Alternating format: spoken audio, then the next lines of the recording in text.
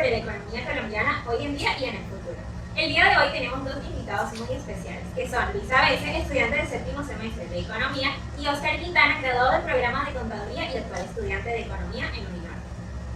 Bueno, hola Nicole y hola a todos los oyentes de Perspectiva Económica. Es de verdad un placer para mí encontrarme aquí hablando con ustedes y por supuesto para charlar sobre estos temas que me parecen tan interesantes.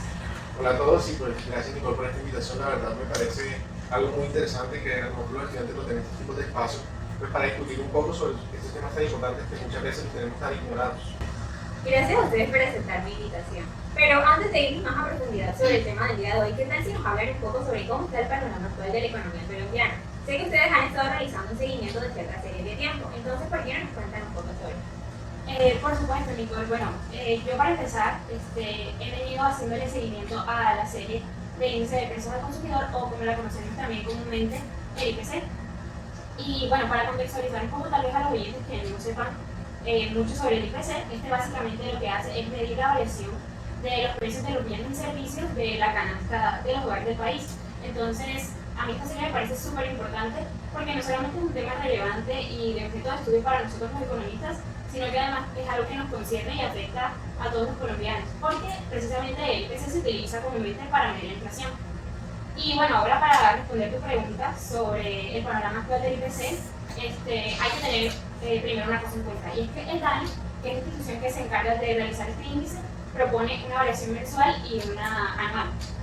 Entonces, de los datos más recientes que se tienen del IPC total, tenemos que para el mes de septiembre fue de 10,99%, y por lo general lo que se hace es una comparación con el mismo mes del año anterior. Entonces, digamos, el año anterior fue de 11,44%, es decir, que en este año estuvo 0,45 puntos porcentuales. ¿Qué significa esto para los que de pronto no sepan? Que los precios sí han subido, sin embargo lo han hecho de una manera más lenta, digamos, cuando se ve la comparación. Y bueno, ahora que también estamos tocando estos temas, por ejemplo, de educación, me parece importante mencionar que el IPC también se puede medir mediante las divisiones del gasto. Es decir, se pueden ver las variaciones mensuales de la inflación respecto al transporte, la salud, la educación, por ejemplo, entre otros sectores. Ya que mencionas el tema de educación, creo que es bastante importante que las personas conozcan el índice, que es muy poco conocido normalmente, pero quiero decirles que este es el índice de costos de educación superior. Y básicamente este analiza el costo y el incremento porcentual de las instituciones de educación superior, tanto públicas como privadas. Yo personalmente siempre he estado analizando este presupuesto a nivel departamental y nacional, pero principalmente en educaciones públicas, ya que como saben las instituciones de educación privadas pues tienen un poco más de independencia y autonomía en este sentido. Ahora bien, dando datos un poquito más expeditos, el ICES en el primer semestre de este año pues tuvo una variación del 2,73% y anual fue una variación del 5,92%. De hecho, como se puede ver, es un aumento considerable en el periodo 2023-1 a comparación del semestre anterior. Sin embargo, también podemos observar que hay aumentos de casi el 6% en comparación al periodo 2022-1. Y esto dejaría en evidencia como que un efecto de los fuertes golpes de la inflación post-pandemia que estamos teniendo actualmente, no solo en otros sectores, sino también la educación que está llevando un poco más castigo en este sentido. Bueno, y pues alargando un poco más el tema, desde mi etapa universitaria a mí siempre me ha gustado todo lo relacionado con el punto de vista que es el mercado laboral, y pues mi serie de tiempo desde hace unos meses que la vengo analizando es la tasa de desocupación de los últimos años a nivel nacional. Esto precisamente me parece un tema que puede complementar muy bien a lo anterior mencionado como lo es la educación, ya que pues afecta directamente a los jóvenes que terminan sus estudios de educación superior y muchas veces se encuentran con la pregunta de qué voy a hacer después, ya que el tema de las prácticas no termina siendo muy eficiente para muchos jóvenes, sino que los termina atrasando un poco. También me parece que es importante tener en cuenta que el mercado laboral en estos pilares de desarrollo en los países de hoy en día es un poco escaso, es decir, hoy en las sociedades están principalmente estructuradas en la productividad de la economía, y más que todo la evolución de las comunidades. Todo esto pues se logra a base de la fuerza económica y a base del trabajo calificado que dan muchas empresas en los diferentes sectores de producción. Y la tasa de desocupación también se puede observar en distintas perspectivas. Se puede ver por el tema de sexo, edades, hasta el tema geográfico, es algo que denota mucho el tipo de desocupación que tienen los diferentes sectores, pues en este caso en nuestro país. Y si nos damos cuenta, el DANE nos muestra una tasa de desempleo con una población entre los 25 y los 54 años, donde podemos observar que más que todo se ve que hay más mujeres que hombres en este análisis de desempleo que hace el DANE, pero no es una cantidad que sea muy importante al momento de uno tener este tipo de análisis sobre la desocupación que tenemos. De hecho, Oscar, esto que acabas de mencionar es bastante importante, ya que es curioso que los jóvenes de 25 años son básicamente los recién egresados de programas de pregrado, técnicos y tecnólogos. Y esto pues representa una alta población desocupada del país y pues es preocupante para nosotros como estudiantes porque creo que nos genera las preguntas de qué nos depara el mercado laboral cuando nos graduemos y si en realidad vamos a ejercer en algún empleo que esté dedicado o en base a lo que estudiamos. Exacto, Nicolás, es una preocupación que tienen muchos estudiantes hoy en día y de hecho a lo largo de nuestra vida universitaria nosotros nos preparamos arduamente para saber qué vamos a hacer de en adelante. Yo he estudiado las cifras de desocupación y me he dado cuenta que hay temporadas en las que las cifras de desempleo son demasiado desalentadoras. Más sin embargo, no todo es negativo. También tenemos que tener en cuenta que las más recientes cifras del DANE para el mes de agosto de este año nos mostraron que la tasa de desocupación en las tres ciudades capitales y áreas metropolitanas fue de 9.6%, lo que nos representa una disminución del desempleo del 1.2% con respecto al año pasado, en 2022, el cual fue del 10.8%. Más sin embargo, no todo es negativo, ya que estas cifras más recientes del DANE, la desocupación en las 13 ciudades metropolitanas más importantes, al ser del 9.6%, no representa una disminución porcentual, lo cual nos da un panorama alentador para las siguientes generaciones que pues esperan seguir generando más empleo y esperamos tener un crecimiento mejor en nuestro país. Esto que mencionas, la verdad, Oscar, es una noticia bastante alentadora para nosotros porque una disminución en la tasa de desocupación pues es un indicador bastante bueno para la economía del país y pues también para nosotros los jóvenes que actualmente están buscando oportunidades laborales y que en el futuro también buscaremos oportunidades laborales.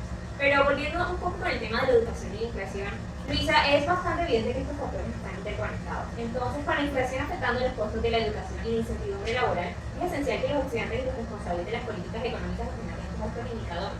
Pero, ¿tienes alguna opinión sobre cómo la inflación y este costo están relacionados y pueden influir en las perspectivas laborales? Sí, claro, por supuesto. De hecho, ahorita que lo escuchaba hablar ustedes, estaba pensando en lo fuertemente relacionados que están estos tres temas, aunque digamos que comúnmente no, las personas podrían ver que no están tan interconectados, pero de hecho sí. En el caso, por ejemplo, precisamente de la inflación, afecta muchísimo porque la inflación, pues si es alta, va a afectar el poder adquisitivo de los estudiantes y de sus familias. Y claramente cuando suben los costos de la educación y otro tipo de costos, cualquier costo, pues va a aumentar también la carga financiera que tienen los estudiantes. Entonces, este escenario de hecho me parece bastante complejo porque puede llevar a que los estudiantes o sus familias precisamente tengan que tomar decisiones difíciles, digamos, empezar a trabajar mientras estudian o si ya trabajan mientras estudian, tener que aumentar esas horas de trabajo. En todo caso, aquellos estudiantes que no posean becas o créditos educativos tendrían que por lo menos empezar a considerar hacerse a un crédito educativo para poder seguir pagando sus estudios. Creo que toda la información que hemos tocado a lo largo de este tiempo ha sido bastante relevante, sobre todo para hallar puntos en común entre estos tres temas, pero creo que es más necesario en este momento irnos al punto de lo que vimos y es cuáles son sus predicciones para el IPC y para la tasa de desocupación en los próximos periodos. Pues Nicole, teniendo en cuenta los análisis que hemos realizado en los últimos meses, diría que la tasa de desempleo para los próximos meses puede disminuir alrededor del 9%. Se está expectando que para el mes de diciembre, por razones de la época navideña, las grandes y medianas empresas generen nuevo personal de trabajo para generar nuevas cantidades de empleo y además de eso involucrar a más empleados. Además de eso, podríamos llegar alrededor del 8.7%. Me parece muy importante tener en cuenta que pues, estas cifras son alentadoras para el país, sin embargo, no podemos dejar en claro algo, que es el tema de la inflación, que es un factor muy determinante para el punto de generar empleo, y pues Luisa nos puede ilustrar un poco más sobre este tema. Claro que sí, Oscar. Bueno, como tú mismo sabrás, no es fácil hacer la predicción de una serie de tiempo porque hay que tener muchísimas cosas en cuenta. En el caso, por ejemplo, de la inflación mediante el IPC, hay que considerar que el IPC es una serie que es estacional. Para los que de pronto no conozcan mucho este término, esto significa que va a aumentar los valores de la serie en ciertas épocas del año más que en otras. En el caso del IPC, por ejemplo, suele ser entre los primeros meses del año y los últimos meses del año. Entonces, esto es muy importante para tener en cuenta. Ahora, la variación de agosto a septiembre del IPC fue de 0,49 puntos porcentuales, entonces después de hacer varias estimaciones, creo que es confiable decir que de septiembre a la variación del próximo mes va a ser de 0,48 puntos porcentuales e incluso para noviembre podríamos esperarnos que crezca a 0,55 puntos porcentuales la variación. Entonces básicamente experimentaríamos una bajada casi imperceptible y luego sí un incremento un poquito más notorio.